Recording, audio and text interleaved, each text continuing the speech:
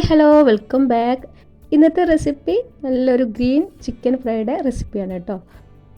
സാധാരണ നമ്മൾ ചെയ്യുന്നതിൽ നിന്ന് വ്യത്യസ്തമായിട്ടുള്ള നല്ല ടേസ്റ്റി ആയിട്ടുള്ള ഒരു മസാലക്കൂട്ടിൽ ഫ്രൈ ചെയ്തെടുത്ത ഒരു ചിക്കൻ ഫ്രൈഡ് റെസിപ്പിയാണ് ഇന്ന് ഞാൻ ഈ വീഡിയോയിൽ കാണിക്കുന്നത്. ഇത് നമ്മുടെ ഗ്രില്ലഡ് ചിക്കൻ്റെ അതേ രുചിയിലാണ് കേട്ടോ. അതല്ലാന്നുണ്ടെങ്കിൽ അൽഫാം ചിക്കൻ്റെ ആ ഒക്കെ ഒരു സ്റ്റൈലിലുള്ള നല്ല അടിപൊളി ടേസ്റ്റിലുള്ള ഒരു ചിക്കൻ ഫ്രൈഡ് റെസിപ്പിയാണ്. അപ്പോൾ ഇതെല്ലാവരും ഒന്ന് ഉണ്ടാക്കി നോക്കുക. അപ്പോൾ നമുക്കിതെങ്ങനെ ഉണ്ടാക്കുന്നത് നോക്കാം. അതിന് മുന്നേ തന്നെ ചാനൽ സബ്സ്ക്രൈബ് ചെയ്യാതെ വീഡിയോ കാണുന്നവരുണ്ടെങ്കിൽ പ്ലീസ് ഒന്ന് സബ്സ്ക്രൈബ് ചെയ്ത് സപ്പോർട്ട് ചെയ്യാൻ മറക്കരുത്. അപ്പോൾ നമുക്ക് വീഡിയോയിലേക്ക് പോകാം. ഇതിന് വേണ്ടിയിട്ട് നമുക്കൊരു മസാലക്കൂട്ട് റെഡിയാക്കാനായിട്ടുണ്ട്. അതിന് വേണ്ടിയിട്ട് ഞാനൊരു പാത്രത്തിലേക്ക് 1 ടീസ്പൂൺ മുളക് പൊടി, 1/2 ടീസ്പൂൺ മഞ്ഞൾപ്പൊടി, 1 ടീസ്പൂൺ മല്ലിപ്പൊടി, പിന്നെ 1.5 ടീസ്പൂണോളം വറുത്ത് പൊടിച്ചിട്ടുള്ള ചെറിയ ജീരകത്തിൻ്റെ പൊടി ഇതെല്ലാം ചേർത്ത് കൊടുക്കുന്നുണ്ട്. പിന്നെ ഇതിലേക്ക് ഇഞ്ചി വെളുത്തുള്ളി പേസ്റ്റ് ചേർത്ത് കൊടുക്കുക. അതൊരു 2 ടീസ്പൂണോളം ചേർത്ത് കൊടുക്കുക. നന്നാക്കി പേസ്റ്റാക്കി അരച്ചെടുത്തിട്ടുള്ള ഇഞ്ചി വെളുത്തുള്ളിൻ്റെ പേസ്റ്റാണ്. ഇനി ഇതിലേക്ക് ഒരു 1/2 ടീസ്പൂണോളം ഗരം മസാല പൊടി ചേർത്ത് കൊടുക്കുന്നുണ്ട്. പിന്നെ ഒരു 2 ടേബിൾ സ്പൂണോളം തൈര് ചേർത്ത് കൊടുക്കുക. ഇതിലേക്ക് ആവശ്യത്തിനുള്ള ഉപ്പ് ചേർത്ത് കൊടുക്കുക.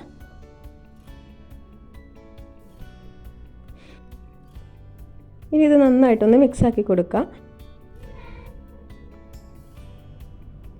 ഇനി ഇതിലേക്ക് നമുക്ക് ചിക്കൻ ചേർത്ത് കൊടുക്കാം. കഴുകി വൃത്തിയാക്കി വെച്ചിട്ടുള്ള ചിക്കൻ ആഡ് ചെയ്ത് കൊടുക്കുന്നുണ്ട്. ഇത് നല്ലോണം ഒന്ന് ഇതിലൊക്കെ തേച്ച് പിടിപ്പിച്ചിട്ട് 1 മണിക്കൂറോളം ഒന്ന് റെസ്റ്റ് ചെയ്യാനായിട്ട് വെക്കണം.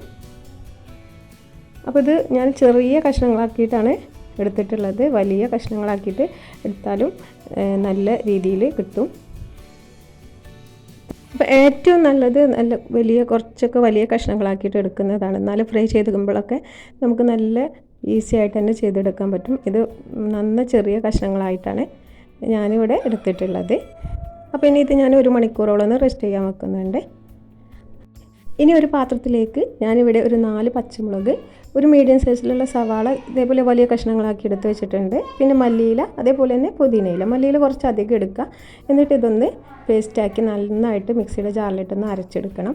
ഈ ഒരു മസാലക്കൂട്ടാണ് ഇതിലേക്ക് നല്ല ടേസ്റ്റ് നൽകുന്നത്. അപ്പോൾ ഞാനിതെല്ലാം മിക്സിയുടെ ജാറിലേക്ക് ഇട്ടിട്ട് നന്നായിട്ടൊന്ന് പേസ്റ്റാക്കി അരച്ചെടുക്കുന്നുണ്ട്.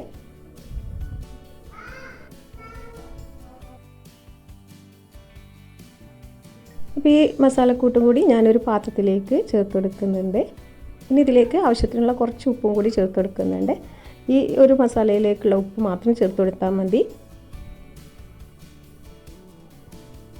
ഇനി ഇതിലേക്ക് നമ്മൾ നേരത്തെ 1 മണിക്കൂറോളം റെസ്റ്റ് ചെയ്യാൻ വെച്ചിട്ടുള്ള ചിക്കന് ഇതിലേക്ക് ചേർത്ത് കൊടുക്കുക. എന്നിട്ട് നന്നായിട്ടൊന്ന് ഇതൊക്കെ മിക്സാക്കി കൊടുക്കണം.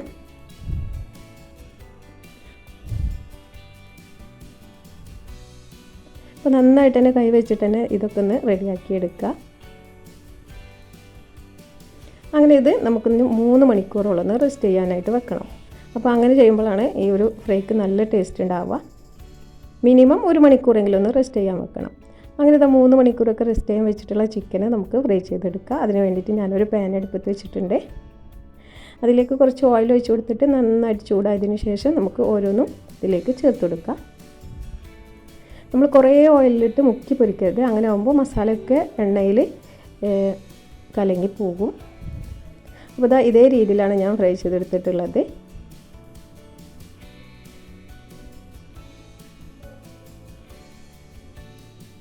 നല്ല ടേസ്റ്റി ആയിട്ടുള്ള ഒരു ചിക്കൻ ഫ്രൈഡ് റെസിപ്പിയാണിത്. ഇത് ലോ ഫ്ലെയിമിലിട്ടാണ് നമ്മൾ ഫ്രൈ ചെയ്തെടുക്കേണ്ടത്.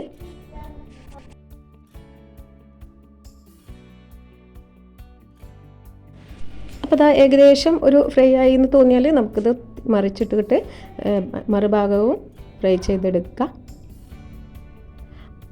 അപ്പോൾ ഇത് നല്ല ഇങ്ങനെ കരിഞ്ഞ് പിടിച്ചതൊന്നുമല്ല കേട്ടോ. ഇത് നല്ല മസാലയിൽ നമ്മൾ ഇതിലേക്ക് എണ്ണയിലേക്ക് ഇട്ട് കൊടുക്കുമ്പോൾ ഇത് അടിയിൽ പിടിച്ച് പോകുന്നതാണ്. പക്ഷെ അതൊന്നും കുഴപ്പമില്ല, നല്ല ടേസ്റ്റ് ഉണ്ടാവും. ഇത് കാണാൻ വലിയ ഭംഗിയൊന്നും ഇല്ലെങ്കിലും നല്ല ടേസ്റ്റ് ഉണ്ടാവും. ഇനി ഇത് ഫ്രൈ ആയതിന് ശേഷം ഞാൻ കുറച്ച് കണലെടുത്തിട്ട് ഇതിലേക്ക് ഒരു പാത്രത്തിലേക്ക് കുറച്ച് ഓയിൽ ഒഴിച്ച് കൊടുത്തിട്ട് അതൊന്ന് അടച്ച് വെച്ചിട്ട് ഒരു 5 മിനിറ്റോളം ഒന്ന് വെക്കുന്നുണ്ട്.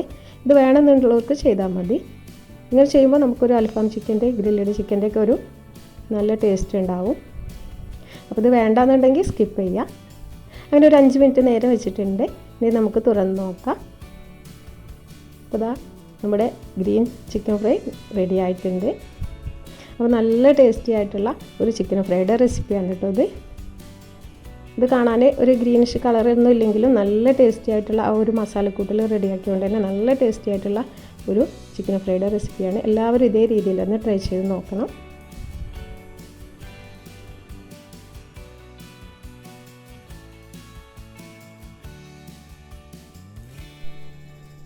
അപ്പോൾ ഒരു തവണ നിങ്ങളെല്ലാവരും ഇതേ രീതിയിലൊന്ന് ട്രൈ ചെയ്ത് നോക്കുക. എല്ലാവർക്കും ഇഷ്ടപ്പെടുന്ന ഒരു ചിക്കൻ ഫ്രൈയുടെ റെസിപ്പിയാണ് കേട്ടോ. അപ്പോൾ നിങ്ങൾക്ക് എല്ലാവർക്കും ഇഷ്ടപ്പെടുന്ന റെസിപ്പിയാണ്. അപ്പോൾ നല്ലൊരു അടിപൊളി ഒരു മസാലക്കൂട്ടിൽ റെഡിയാക്കി എടുത്തിട്ടുള്ളതാണിത്. നല്ല ടേസ്റ്റാണ് ഇത് കഴിക്കാൻ.